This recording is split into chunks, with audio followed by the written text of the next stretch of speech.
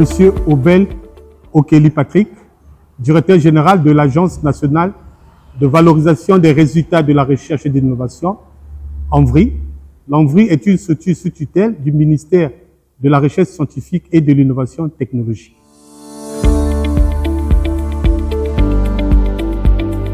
Ici, nous sommes à l'ANVRI, qui est un établissement public à caractère administratif. Nous sommes dans la cité scientifique de Brazzaville et au sein de l'ANVRI, nous avons une agritech à vocation pédagogique. L'agritech à vocation pédagogique est un espace dédié à l'agriculture où sont implantées des solutions technologiques. L'objectif est d'améliorer la productivité, de réduire la pénibilité de certaines opérations culturelles et d'améliorer la gestion des exploitations agricoles en s'appuyant sur les nouvelles technologies. L'agritech à vocation pédagogique est composée de deux parties. Donc la première partie, nous avons une partie couverte qui est représentée par une serre intelligente de 122 mètres carrés et une partie non couverte. Et la superficie totale de l'agritech à vocation pédagogique est de plus de 1000 mètres carrés.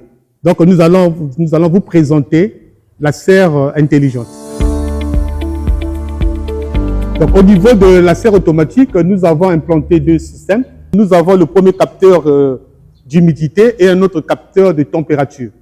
Donc, le capteur d'humidité est paramétré à 40%. Donc, d'une façon générale, à 40%. Lorsque l'humidité du sol est à moins de 40%, ça lance automatiquement l'arrosage à partir de notre système de micro-irrigation. Donc, nous avons 3 systèmes de micro-irrigation installés. Et lorsque l'humidité du sol dépasse 80%, c'est à ce moment-là que ça s'arrête. Donc, tout est automatique. Même pour quelqu'un qui est hors du pays, à partir du tableau de bord, peut avoir des informations et de la programmer les arrosages.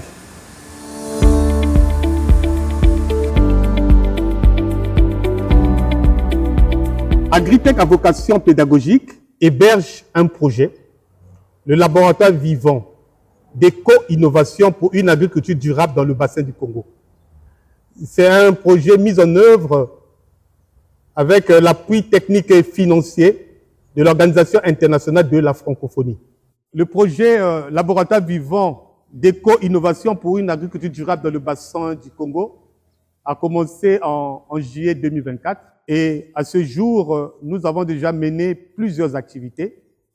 Notamment, la première activité pour nous, c'était l'organisation d'un atelier des parties prenantes, parce qu'il fallait identifier et discuter avec toutes les parties prenantes pour voir quelles sont les attentes pour chaque partie prenante. Et après ce premier atelier, nous avons réalisé 2 études. La première étude, c'était une étude socio-économique des maraîchers de la ceinture maraîchère de Brazzaville. Parce que notre travail concerne cette ceinture maraîchère, c'est important pour nous d'avoir des informations socio-économiques sur les producteurs. Et après cette étude aussi, nous avons réalisé une autre étude, une étude diagnostique.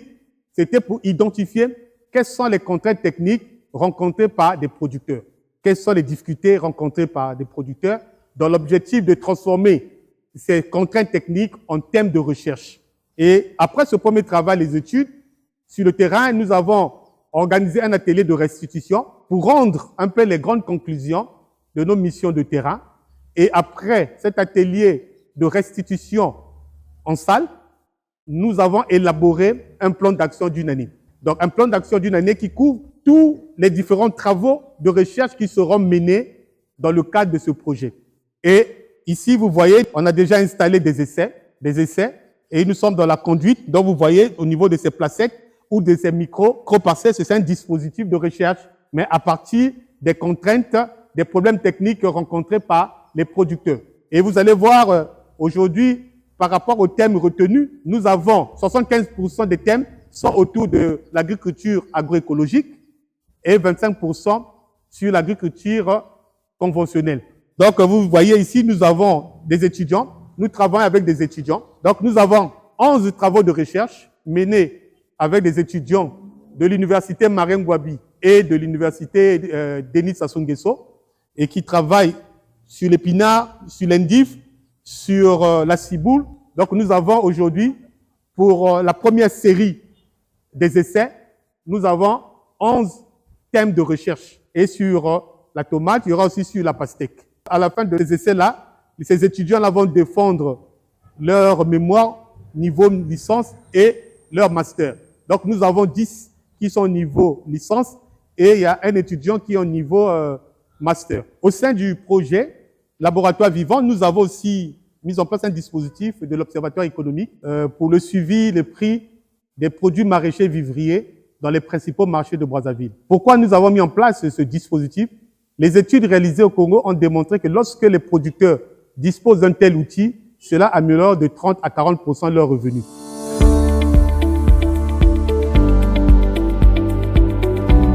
Les bénéficiaires du projet Laboratoire Vivant d'éco-innovation pour une agriculture durable dans le bassin du Congo est composé principalement par des producteurs du périmètre maraîcher de Brazzaville et plus précisément de la rive droite du Djoui.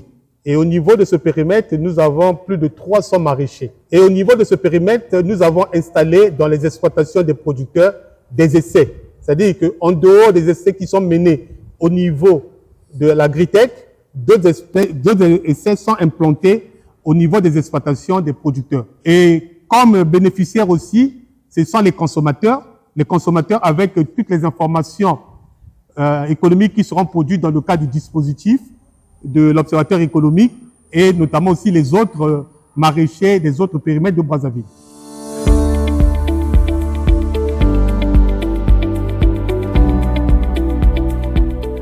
Les partenaires au projet sont organisés autour de 3 catégories. Donc, la première catégorie regroupe tout ce qui concerne la conduite scientifique des essais, donc animée et dirigée par un établissement de recherche, donc l'Institut national de recherche agronomique, et qui est aussi chargé de tout ce qui concerne la formation à la recherche par la recherche. Et nous avons l'Université Marengwabi et l'Université Denis Sassou Nguesso dans la mise à disposition des étudiants. Sans oublier, il y a aussi l'université privée DESI qui met à notre disposition des étudiants qui évoluent dans le domaine des automatismes et de l'ingénierie. Et la dernière catégorie représente les services du ministère de l'Agriculture, notamment les services chargés de l'encadrement et de la vulgarisation, notamment à travers le secteur agricole de Brazzaville.